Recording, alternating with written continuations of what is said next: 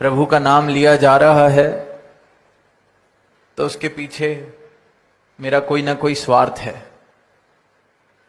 प्रभु का नाम लिया जा रहा है तो उसके पीछे मेरा कोई ना कोई भय है।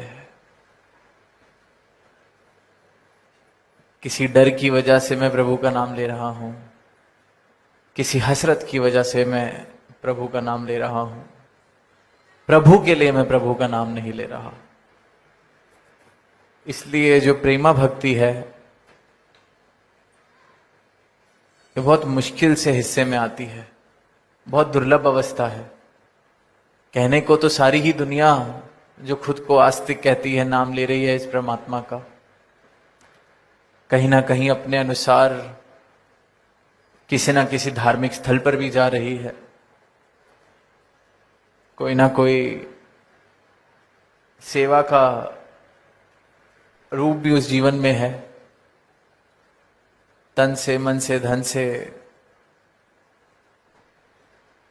देखते हैं कि दुनियावी दौलतें जिनके पास हैं कितनी बड़ी बड़ी चैरिटीज में भी डोनेशन कर रहे हैं, कितने बड़े बड़े कॉजेस को भी सपोर्ट कर रहे हैं।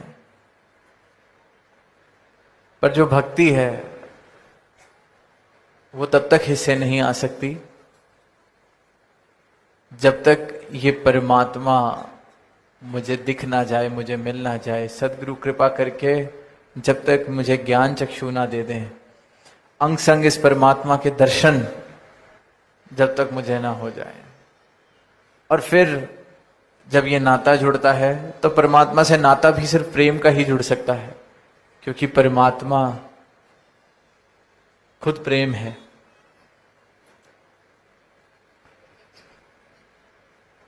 जिन प्रेम कियो तिन्ही प्रभ पायो।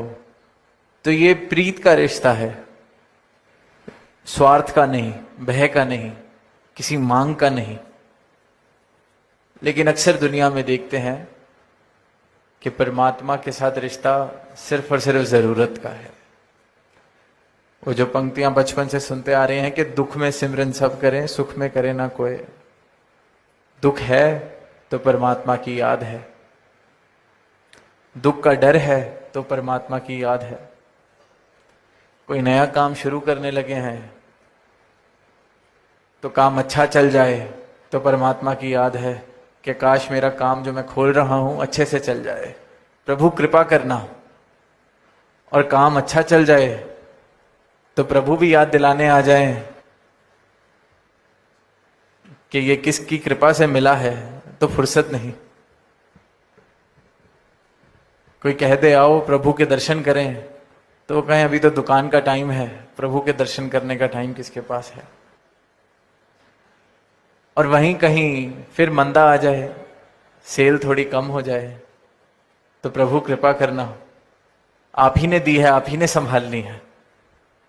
ये दुकान हमारी क्या इसमें लियाकत, हमारी क्या क्षमता, ये तो आप ही की है, आप ही संभालेंगे। ये रिश्ता है मेरा प्रभु के साथ, ये रिश्ता है मेरा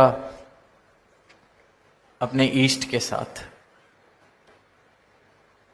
तो वो शायर की पंक्तियां भी के हैरत है तुम्हें देख के मस्जिद में ऐ खुमार, क्या बात हो गई जो खुदा याद आ गया। इंसान की हालत ऐसी है कि शायर कह रहा है कि ये पंक्तियां सटीक बैठती हैं कि किसी को मस्जिद में देखा तो हैरत हो रही है कि ऐसी क्या बात हो गई जो खुदा याद आ गया। कल तक तो दुकान बहुत अच्छी चल रही थी, खुदा की तो कोई जरूरत लग नहीं रही थी। जरूर कुछ ना कुछ नुकसान हुआ है, या आप कोई और